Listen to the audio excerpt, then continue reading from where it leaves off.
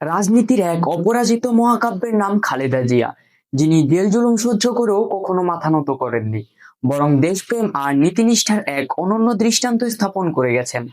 বাংলাদেশের সাবেক প্রধানমন্ত্রী ও বিএনপির চেয়ারপারসন খালেদা জিয়া আজ কেবল একজন নেত্রী নন, বরং কোটি মানুষের হৃদয়ে সাহসের এক অবিনাশী প্রতীক। দীর্ঘ কারাবাস আর চরম রাজনৈতিক প্রতিকূলতার মুখোমুখি হয়েও তিনি কখনো প্রতিহিংসার রাজনীতি করেননি, বরং রুচিশীলতা, মার্জিত নেতৃত্ব আর উদার দৃষ্টিভঙ্গির মাধ্যমে বাংলাদেশের রাজনীতিতে নিজেকে অনন্য উচ্চতায় নিয়ে গেছেন।